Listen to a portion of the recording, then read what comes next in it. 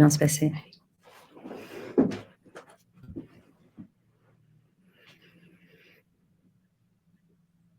Bonjour et bienvenue à tous. On accueille les premiers participants et on va laisser 1 à 2 minutes pour que tout le monde puisse se joindre à nous. En plus, on a lancé des paris en interne pour savoir combien de participants nous aurons à ce webinaire.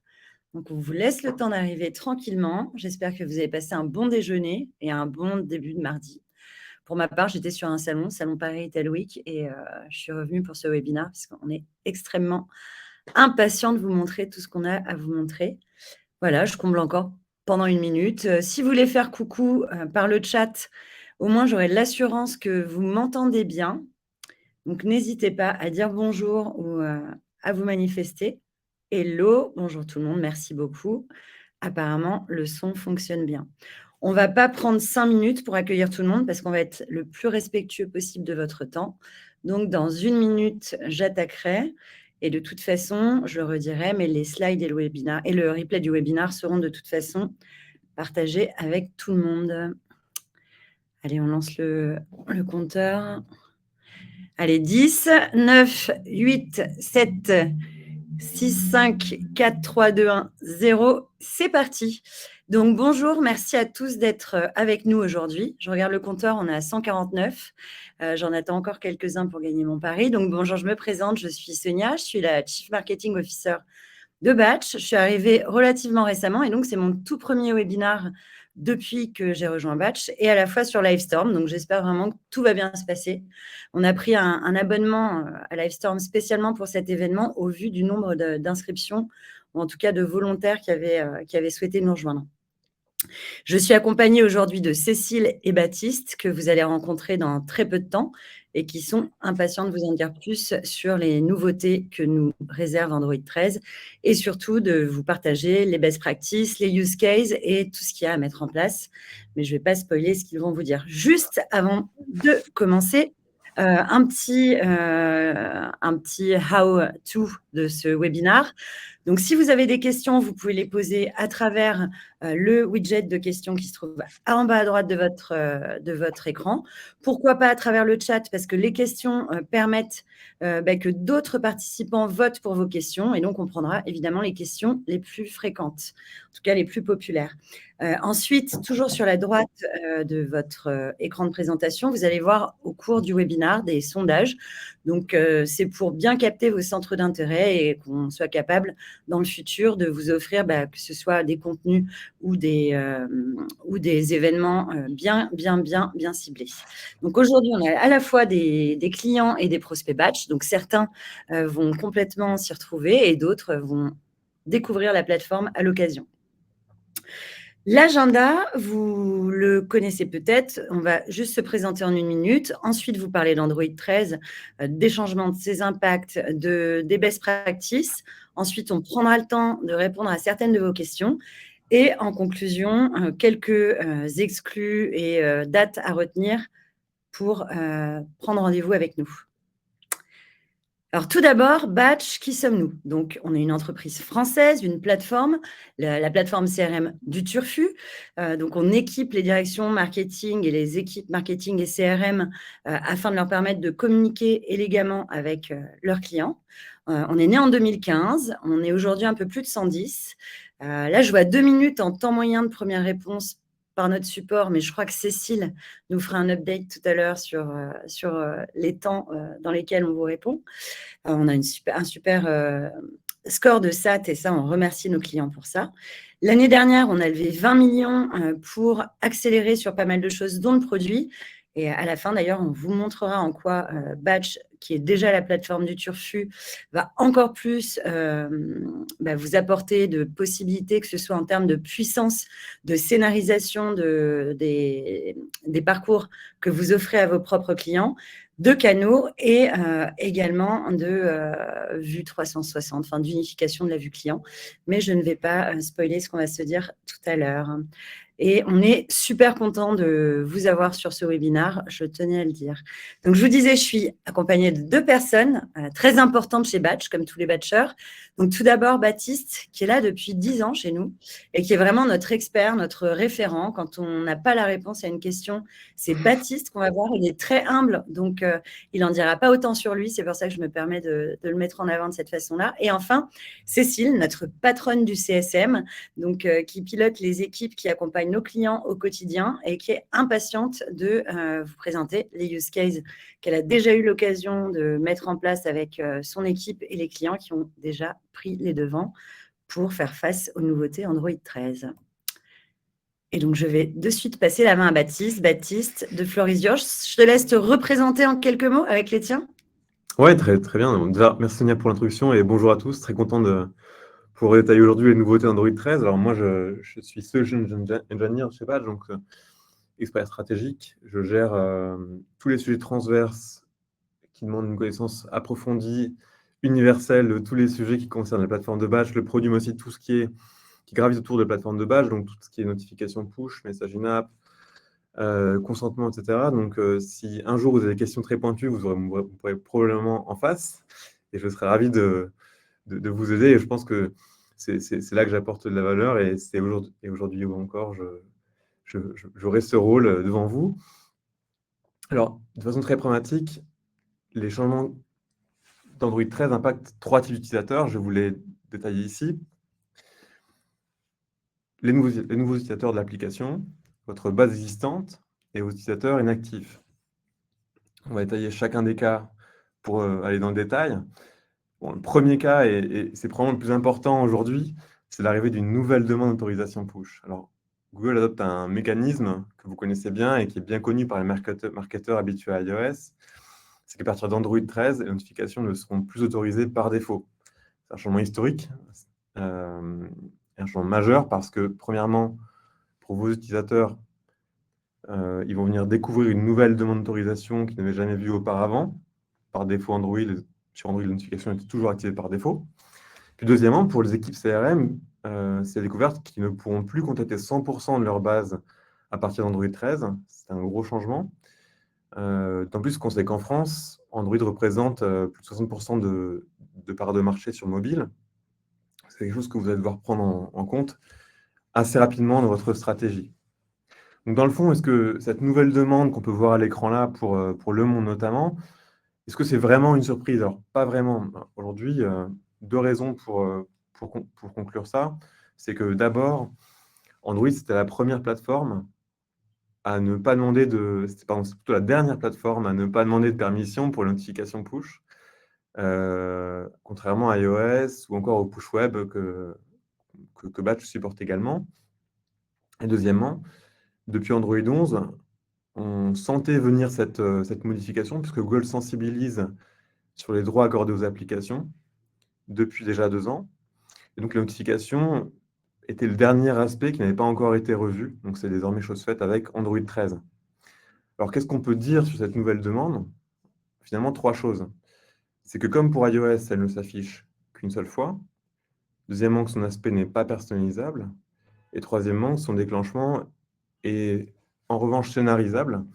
Et de la même façon qu'Apple, Google préconise de contextualiser cette demande dans notre parcours utilisateur, de bien présenter l'intérêt de notification push, c'est ce que montrera Cécile tout à l'heure avec des exemples bien concrets. Donc, je ne vais pas vous spoiler la partie Cécile, mais concrètement, ce qui est intéressant pour vous, c'est que heureusement, votre base existante active ne verra pas cette demande, puisque, et là c'est le deuxième cas, les applications installées avant la mise à jour conservent le droit d'afficher des notifications. Donc, je suis utilisateur de l'application Le Monde, je suis sur Android 12, je mets à jour l'application, je mets à jour mon application et mon système vers Android 13. Je n'aurai pas à redonner l'autorisation push. Ça, c'est la première chose qu'il faut avoir en tête. Notez qu'une suggestion système est affichée tout de même après la mise à jour. Elle permet de consulter ses préférences de push actuelles et éventuellement de les ajuster. Troisième et dernier cas, les utilisateurs inactifs. C'est aussi un changement majeur pour vous. Depuis Android 11, Android réinitialise automatiquement les permissions des applications après une longue période sans activité. C'était notamment le cas pour la demande de géolocalisation qui était réinitialisée après plusieurs semaines, par mois d'inactivité. À partir d'Android 13, les notifications deviennent une permission de système et donc les notifications seront aussi concernées par cette réinitialisation des permissions. Évidemment, pour information, le délai exact de désactivation n'est pas communiqué par Google, mais on peut supposer, comme montré ici, que ce sera plutôt autour de plusieurs mois que plusieurs semaines. Ok, et là, si on pense concrètement aux effets d'Android 13 sur une base opt-in, Baptiste? Typiquement, le premier effet visible, c'est évidemment l'apparition de cette nouvelle demande d'autorisation. Ce qu'il faut avoir en tête, c'est que c'est d'abord, et c'est rassurant, c'est que votre app peut déjà afficher un nombre d'opt-in push.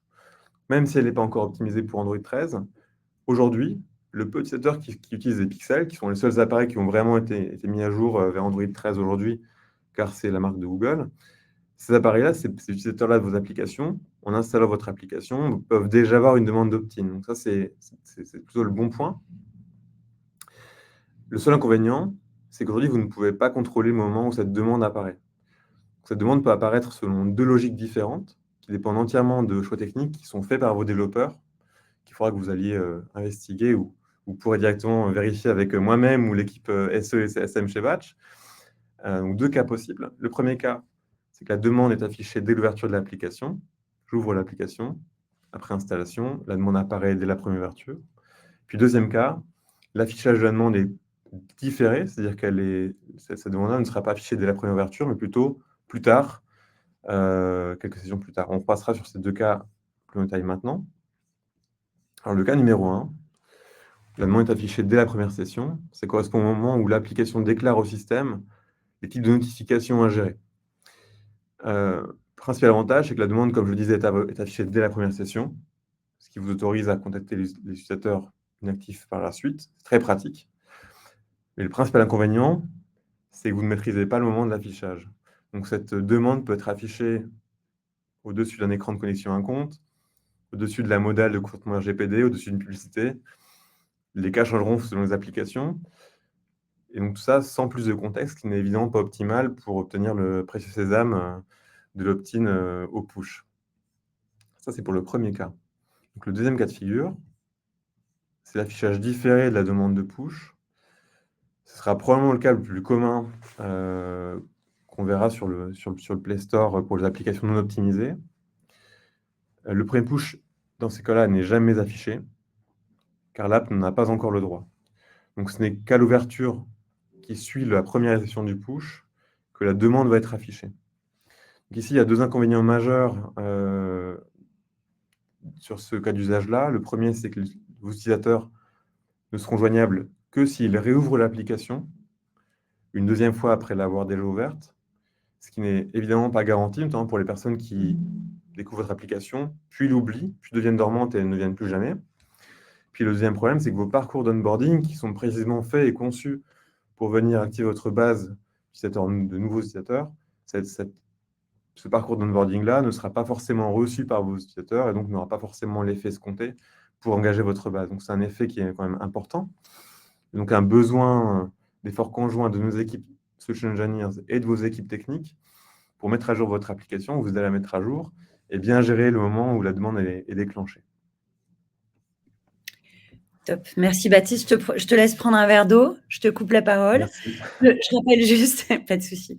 Deux consignes. Vous avez le plugin, enfin le petit widget pour poser vos questions. Et à la fin, on y répondra, évidemment, et on prendra les plus populaires. Et quoi qu'il arrive, on les traitera toutes, que ce soit en live ou a posteriori, juste après le webinaire.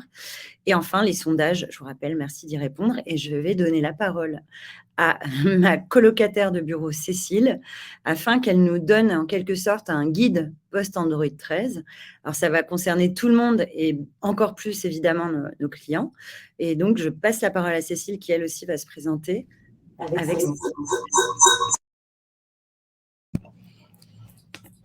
Alors, bonjour à tous. C'est bon. Désolée pour la gêne. Donc, bonjour à tous. Donc, oui, Sonia, du coup, le plus important, c'est de faire un état des lieux, pour l'instant, des effets concrets sur les différents segments de la base opt-in. Donc, on en a 3, ceux que Baptiste a déjà exposés. Je vais revenir rapidement sur les enjeux pour chacun de ces segments. Le premier segment, les nouveaux utilisateurs. On s'attend du coup, pour cette partie-là, à un alignement progressif des taux d'opt-in Android sur ceux d'iOS. À titre d'information, le taux d'opt-in Android aujourd'hui, c'est entre 80 et 90% de la base versus iOS où on est autour de 50% de la base, tout secteur confondu. Donc, il y a un fort enjeu de limiter la baisse des opt-in et en même temps, c'est une opportunité d'avoir une audience plus qualifiée. Concernant les utilisateurs actifs, pas de changement a priori. La base opt-in existante et active reste préservée. C'est une opportunité d'adresser une base engagée. En revanche, il y a un enjeu qui est d'améliorer et de pousser les parcours de réengagement afin de maintenir les utilisateurs actifs, pour ne pas dire captifs, et de limiter au maximum le dernier segment, donc c'est-à-dire les utilisateurs inactifs. Et pour ces derniers-là, on a tout intérêt à combiner différents canaux, à la fois in-app et hors-app, donc du push, du web, de l'email, dans des parcours multicanaux personnalisés, afin de s'assurer que les parcours soient les plus efficients possibles. Pour minimiser l'impact d'Android, l'enjeu principal, c'est donc d'anticiper et de gérer le timing. Android 13 est déjà sorti, ça fait déjà plus d'1 mois, il s'est sorti le 15 août. Bon, ça peut paraître long comme temps, et en même temps, on sait qu'aujourd'hui, on n'a que 13,5% des appareils Android qui utilisent Android 12, c'est-à-dire la version qui est sortie l'année dernière. Donc, on va se dire, qu'est-ce qu'on fait là, en fait, s'il y a aussi peu de gens engagés? En réalité, ça peut paraître peu, mais si on se base sur le rythme de déploiement des versions précédentes, on peut estimer qu'on aura dans les 6 prochains mois minimum 200 millions d'appareils actifs sur Android 13. Donc, en fait, ça va aller très vite. Pour info, on est sur 2,5 milliards d'appareils Android dans le monde. C'est pour faire écho à la stat de Baptiste sur les 60% d'utilisateurs Android. Du coup, ça constitue une opportunité de transformer cette mise à jour à faire pour vos campagnes en un avantage compétitif pour votre stratégie mobile. L'enjeu est de vous y mettre très tôt, parce que si on revient rapidement sur le rythme des sorties, le momentum est sur cette fin d'année, avec des sorties de mise à jour pour la plupart des constructeurs entre septembre, si je reprends le tableau ici présent avec Samsung, et jusqu'en décembre. On vous partage en parallèle, normalement, dans le chat, ce planning prévisionnel qui est extrait d'Android Authority. Côté batch, ça fait plusieurs mois qu'on se prépare à ce changement. Donc, depuis avril, nos équipes tech et produits ont inclus la demande initiale d'opt-in dans la dernière version du SDK. Donc, petit rappel, je ne sais pas si on l'a dit, mais le SDK, c'est le code de batch dans vos apps qui vous permet de gérer les notifications, pour faire très simple. Dès la sortie effective d'Android en août, ce qu'on a commencé à faire, c'est de déployer évidemment toutes les fonctionnalités et la documentation nécessaire pour vous accompagner dans cette mise à jour. Côté client service, ça veut dire plusieurs choses. Ça veut dire que les Customer Success Managers, donc l'équipe qui accompagne le client dans le déploiement des stratégies CRM et que j'ai le plaisir d'encadrer, a initié déjà des points pour épauler les clients dans la mise en place des scénarios de campagne les plus efficients. Et puis, on a aussi une équipe Customer Care, qui est disponible sur le live chat et qui est prête à répondre à vos questions dans les délais habituels. Et donc, on parlait tout à l'heure de 2 minutes. Petite mise à jour, on est en fait à moins de 30 secondes pour une première réponse, pour ne pas dire en fait 22. Donc, on a une équipe assez efficiente sur les temps de réponse. De votre côté, parce que c'est aussi l'essentiel, on a vu comment le batch était préparé, mais de votre côté, ça va concrètement impliquer une double mise à jour. D'une part, une mise à jour technique de votre app et du SDK, et puis d'autre part, une adaptation des parcours d'onboarding et les demandes de re-opt-in que vous allez mettre en place dans l'app. Il ne s'agit pas du tout de réinventer la roue. L'idée est d'adapter les bonnes pratiques qui ont fait leurs preuves sur iOS. Il n'y a pas besoin de faire vraiment compliqué sur les étapes à venir, et on va revenir sur 3 exemples clients qui le font très bien dans leur parcours d'onboarding iOS. Donc, c'est une occasion de vous les présenter. Pour la majeure partie d'entre vous, vos développeurs n'auront en fait qu'à reprendre les campagnes Android et les parcours qui ont été faits, avec dans l'idée 3 bonnes pratiques à retenir ici. D'abord, démontrer la valeur de la notification. Donc, par exemple, on a pris l'exemple de SNCF avec le rappel des détails de votre voyage ou les infos en temps réel sur l'arrivée de votre train. Très bon exemple. Il y a également une importance de choisir un timing pertinent pour l'utilisateur. Idéalement, évidemment, la notif apparaît à la première ouverture de l'app, mais autrement, dans un parcours d'onboarding ou après un événement significatif. Donc, on a pris ici l'exemple de Showroom, où là, on a un exemple de dernière connexion qui active l'envoi de la notif. Et enfin, l'idée est de rassurer l'utilisateur sur ce qu'il va recevoir comme type de notif, parce qu'on en reçoit beaucoup. Donc, autant projeter l'utilisateur avec un exemple concret ici de Radio France, où on voit un exemple de notif telle qu'elle sera poussée après l'activation de la demande d'opt-in. Donc, au-delà de la scénarisation de la première demande d'opt-in, il est indispensable d'aller chercher et même rechercher les utilisateurs qui ne s'opt-ineraient pas dans ce premier parcours et qui seraient automatiquement opt-out après une longue période d'inactivité. Donc, pour cela, l'idée est d'utiliser les messages in-app pour convaincre ces derniers d'activer les notifications. Ça fait typiquement partie du Starter Kit qu'on propose aux clients sur iOS. Et ici, je vous ai mis un exemple de notre client 24S qui arrive à réactiver plus de 20% de son audience opt-out via ses campagnes de réengagement. Donc, il s'agit de campagnes à fort impact et finalement très simples à déployer. Et je vais rapidement revenir là-dessus. En quelques minutes, vous pouvez, depuis le dashboard de Batch, cibler votre audience sur la partie Woo. Choisir un événement déclencheur avec le when et définir un contenu pour réopt-in votre cible avec le what. Pas besoin de mettre des codes compliqués. On a un petit bouton à enclencher qui s'appelle le Smart Push Reopt-in, assez clair en soi, et qui est directement présent dans l'interface. Batch fera le reste pour déployer en fait les campagnes.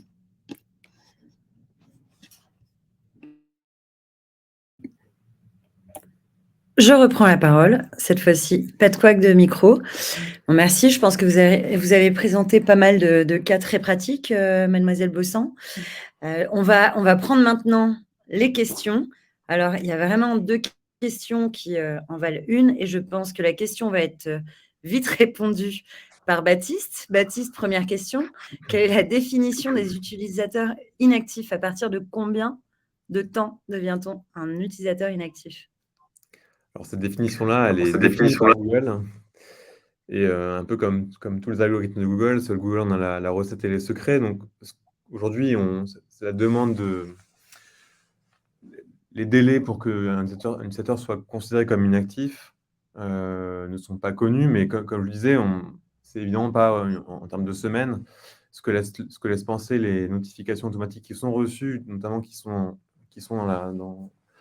dans une des slides de la présentation, c'est qu'on est plutôt autour de plusieurs mois, donc c'est des inactifs long terme, quasiment en anglicisme des dead users, donc des utilisateurs vraiment très actifs. Et à la rigueur, est-ce que c'est très important, est-ce que c'est très grave que la demande d'autorisation push soit révoquée pour les utilisateurs inactifs de très long terme?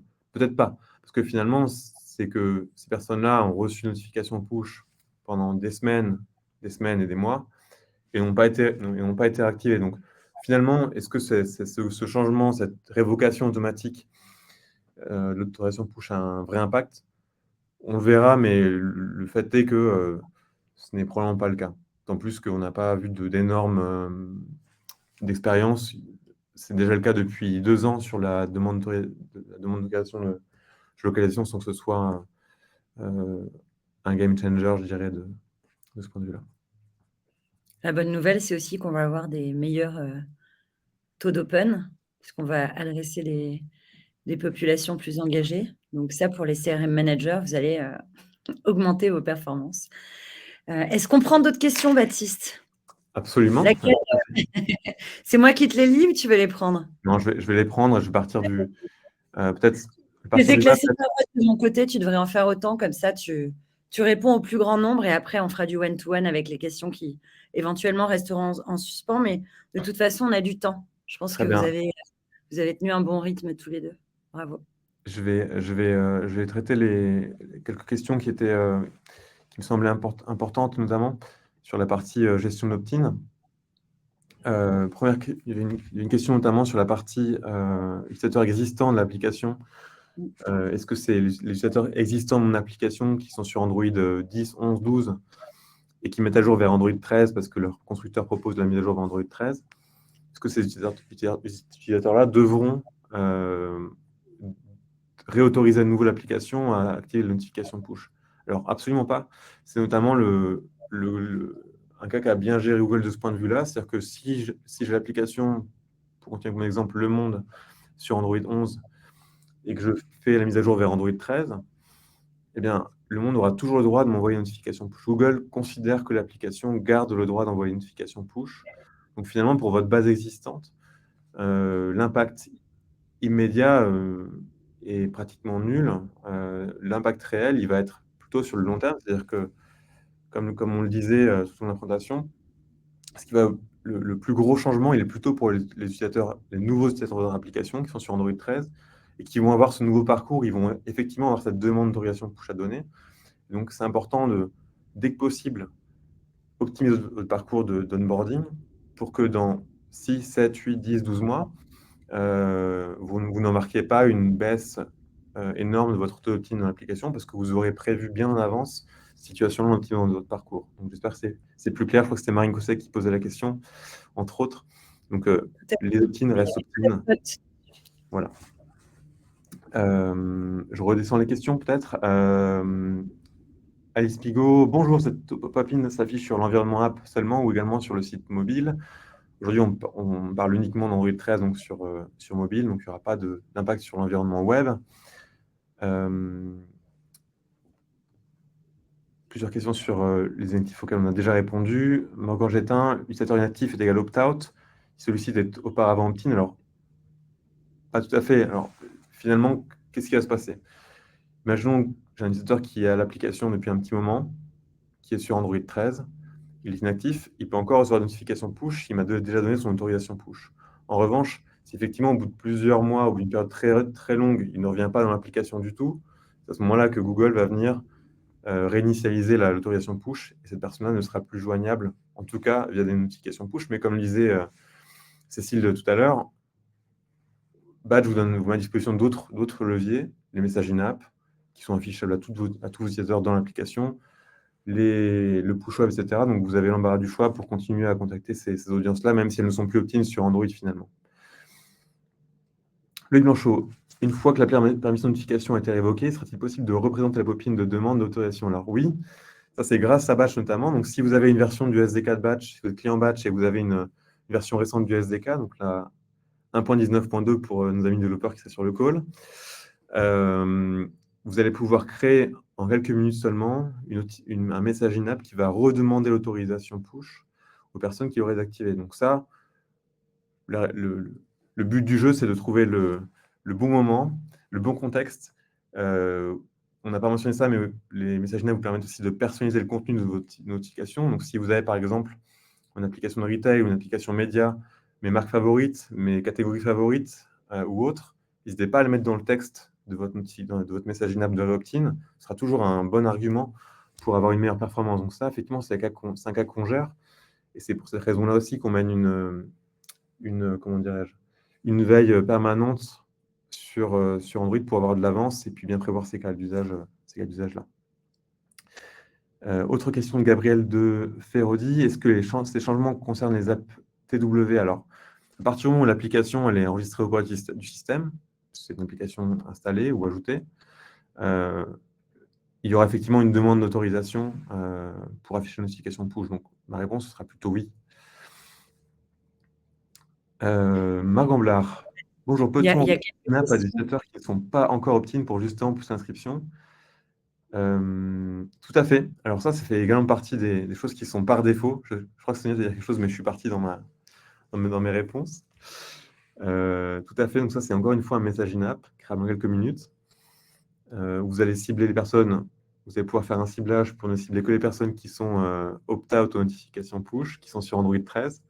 Et puis, vous allez pouvoir programmer dans votre message in-app le bouton avec une action intelligente qui s'appelle Smart Push Opt-in. Et donc, ce que va faire cette action-là, c'est qu'on clique sur le bouton, on va s'occuper de tout pour vous. Si la personne n'avait pas encore vu la demande d'opt-in, on va la lui afficher. Et puis, si elle avait déjà vu, et elle avait dit plutôt non, on va automatiquement la rediriger vers les paramètres du système où elle pourra faire sa modification dans les paramètres système. Sonia, tu voulais rajouter un point? Ouais, je voulais dire qu'il y avait aussi des super questions sur l'onglet Ah, chat avec des personnes qui n'arrivent pas à accéder au module de questions. Par exemple, Coralie Genet. Je pense qu'on y a en partie je vais répondu. la Mais lire et puis je vais répondre. Si vas-y. l'utilisateur passe en inactif, pour qu'il repasse en opt-in, il faut le rediriger vers les settings du téléphone, ou peut-on lui repousser la demande native, comme la première fois? Très bonne question. Très bonne question. Si la demande est révoquée, on peut supposer que, on peut supposer qu'elle pourrait être représentée. Aujourd'hui, je ne vais pas vous dire de bêtises, puisque je n'ai pas eu le téléphone, de cas de téléphone inactif depuis plusieurs mois, parce qu'Android est sorti officiellement il y a à peine un mois de ça. Donc, j'ai pas encore eu le cas, mais évidemment, on va surveiller ça pour vous répondre plus précisément.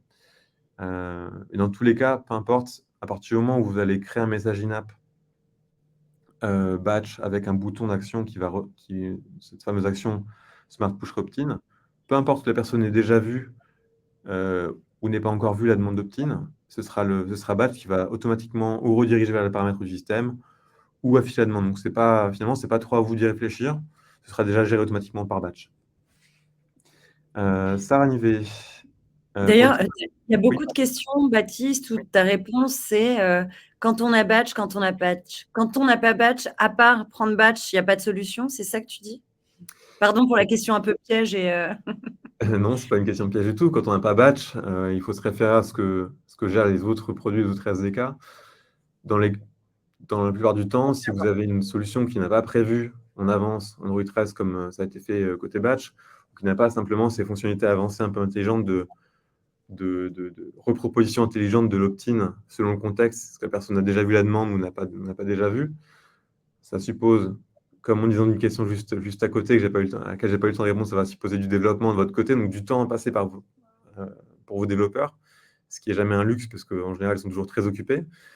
Ou bien il faudra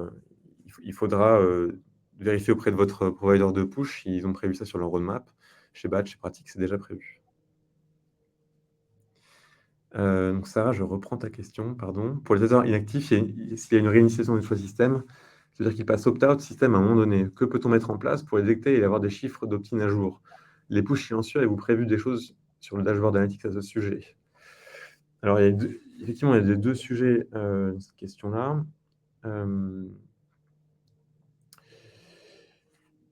Typiquement, il y a plutôt une réponse à apporter, Sarah, de ce point de vue-là, c'est que comment est-ce que Batch et comment est-ce que tout SDK finalement du marché détecte l'état d'opt-in sur iOS, sur Android ou peu importe. En fait, il va falloir absolument que les utilisateurs ouvrent l'application pour que le SDK Batch ou peu importe démarre et puisse avoir un jour l'état d'opt-in. Donc, l'envoi de push silencieux, ces trois tricks-là, ils permettent simplement d'établir si la personne a encore une application active, si elle a encore l'application installée, mais pas de savoir quel est l'état d'opt-in de l'appareil. Dans ces cas-là, effectivement, vous allez potentiellement avoir dans vos utilisateurs inactifs comment dirais-je, une zone où vous ne saurez pas s'ils sont totalement actifs ou s'ils sont opt-in ou ils ne sont pas tout à fait opt-in. Mais comme je disais, les inactifs qui auront les notifications désactivées, a priori de ce qu'on peut voir, ce sera plus une question de plusieurs mois avant que ce soit désactivé, a priori. Et cette notion-là d'une activité d'activation, on pourra également l'inclure probablement sur le dashboard de Batch. Il faudra attention sur votre base actuelle. Les utilisateurs qui ne sont pas venus depuis X mois, on peut considérer qu'ils sont plutôt pas joignables ou en tout cas qu'ils ne sont pas trop à prendre en compte. C'est déjà le cas en fait actuellement quand vous envoyez une campagne de push à une audience, notamment très dormante, on peut déjà les identifier et puis les séparer dans le reste de la campagne. Bon, là, c'était une question experte puisque Sarah, elle était déjà cliente chez SNCF Connect Ouais. et que maintenant elle est chez Résilience. On voit qu'on a affaire à des bons experts batch. Je te laisse encore 2 minutes la parole, Baptiste, sur les questions-réponses. Je screen les questions, j'ai pas envie de faire d'injustice et d'oublier des questions importantes. Il n'y aura pas d'injustice puisque toutes les questions sont traitées et on vous fera une